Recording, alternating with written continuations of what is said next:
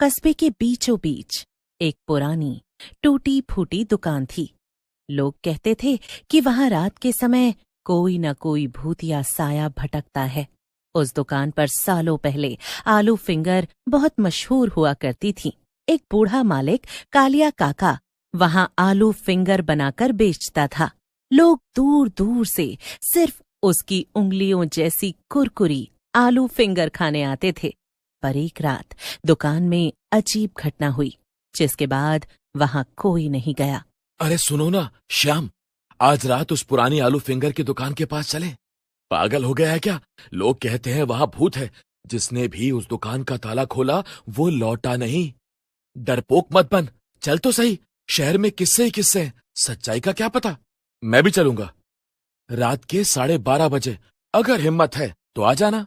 तीनों दोस्त हंसते हुए प्लान बना लेते हैं। रात को 12:30 बजे तीनों दुकान के सामने पहुंचते हैं। दुकान दिखने में बहुत छोटी, जैसे झोपड़ी। चारों ओर सन्नाटा था। पेड़ की डालियों से अजीब आवाजें आ रही थीं। सड़क पर सनसनी थी और धुएं की डरावनी आवाज आ रही थी। धुएं की तड़क भड़क, आग जल रही है मेरी। देखो, ताला तो जंग लगा है। लगता है सालों से किसी ने खोला ही नहीं। हथौड़ा लाया हूं, तोड़ दें क्या? मुझे अच्छा नहीं लग रहा, कोई गड़बड़ है। वापस चलें क्या? पर राजू नहीं मानता। वो ताला तोड़ देता है। ताले के टूटते ही एक सर्द हवा का झोंका आता है और आसपास का माहौल और डरावना हो जाता है। तभी अचानक एक भूतिया हाथ सोनू के कंधों पर आता है।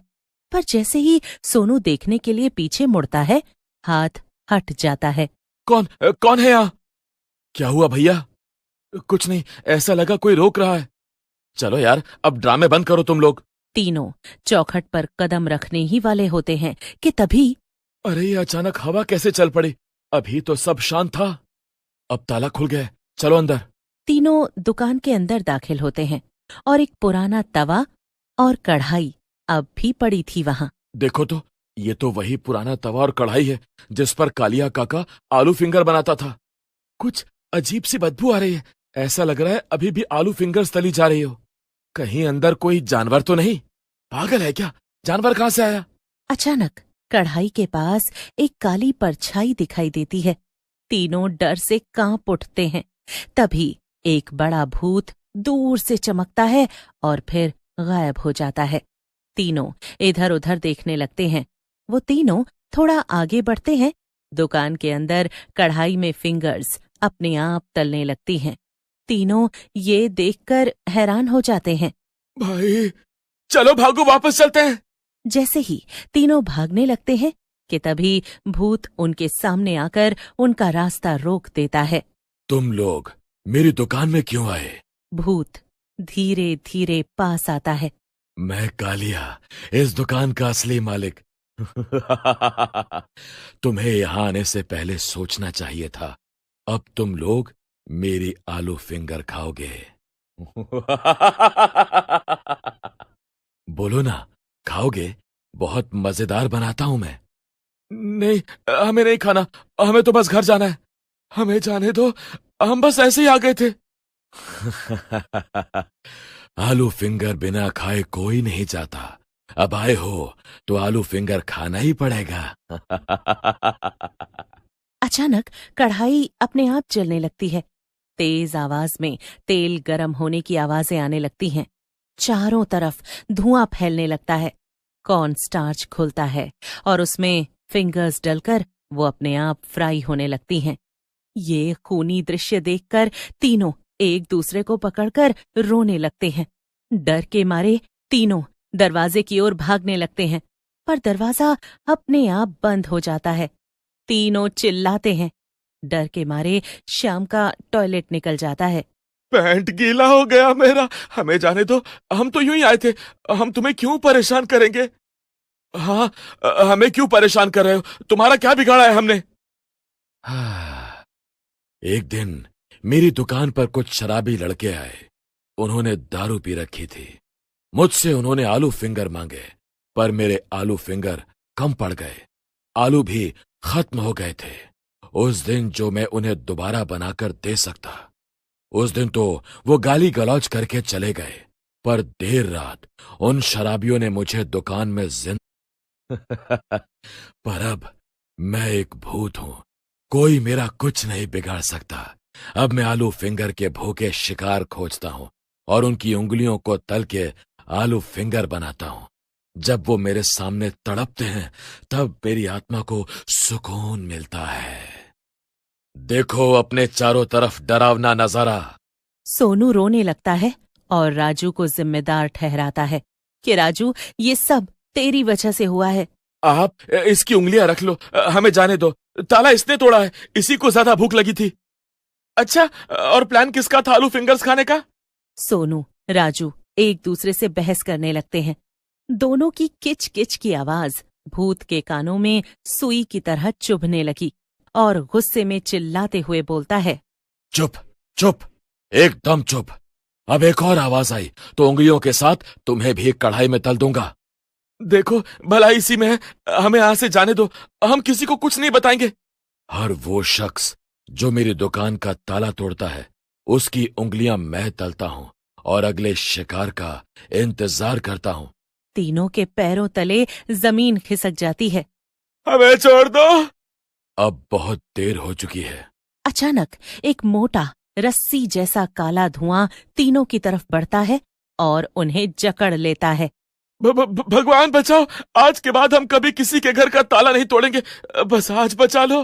तीनों जोर जोर से चिल्लाते हैं, लेकिन उनकी आवाजें धुएं में दब जाती हैं। तीनों बेहोश हो जाते हैं। फिर अगली सुबह गांव वाले सुनते हैं कि रात किसी ने फिर उस दुकान का ताला तोड़ा। अरे भैया, लगता है फिर कोई आया। अरे जरा देखो तो अंदर जाकर, कोई है क्या? अरे जाने दो दादी, क्यों किसी के पछड़े में पड़ रही हो? अगर कोई होगा तो बाहर आ ही जाएगा। चुप कर मुनीम, क्यों किसी की जान जाए फालतू में?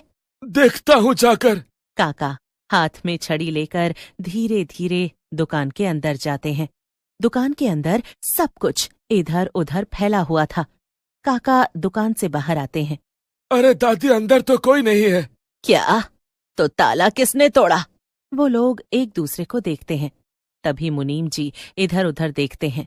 उनकी नजर झोपड़ी के पीछे पड़ी चप्पल पर पड़ती है। अब वो लोग दुकान के पीछे जाने लगते हैं। वहां उन्हें तीनों दोस्त पड़े मिलते हैं। कुछ अच्छे कर्म किए होंगे इन्होंने, तभी अभी तक जिंदा हैं। राजू की धीरे से आंख खुलती है। वो सामने काका को देखता है। वो तीनों कमजोरी से उठ नहीं पाते। मुनीम और काका तीनों को सहारा देकर उठाते हैं। जी हम पास में ही रहते हैं, रात को आए थे। तुम लोगों का दिमाग खराब है क्या? यहाँ क्या कर रहे हो? पहले तो नहीं देखा कभी। क्या हुआ था रात को? क्या याद है तुम्हें? बताओ जल्दी, बोलते क्यों नहीं? आपको इतनी जल्दी क्यों है? क्या कोई बात है? नहीं तो बात क्या? मैं तो इसलिए पूछ रही थी कि कल को कोई और आए तो हम उसे आगाह तो कर सके, बस। तीनों लड़के दादी के साथ उनके घर चले जाते हैं। जैसे ही तीनों झोपड़ी में घुसते हैं, तीनों को कल की रात याद आ जाती है। जैसे ही वो तीनों अपनी नजरें घुमाते हैं, उन्हें उस बुढ़िया का घर बहुत अजीब लगने लगता है। दादी का घर पुराने घर जैसा था। तभी तीनों ने देखा कि पीछे दीवार पर कई तस्वीरें थीं। हर तस्वीर में कोई न कोई लड़का या लड़की थे और नाम के नीचे लिखा था, स्पेशल आलू फिंगर कस्टमर। हाँ, ये उन लोगों की तस्वीरें हैं जिन्होंने दुकान का ताला तोड़ा और अंदर गए, पर कभी वापस नहीं आए। ये सुनकर तीनों डर जाते हैं। अच्छा, ये बताओ वहां कल हुआ क्या था?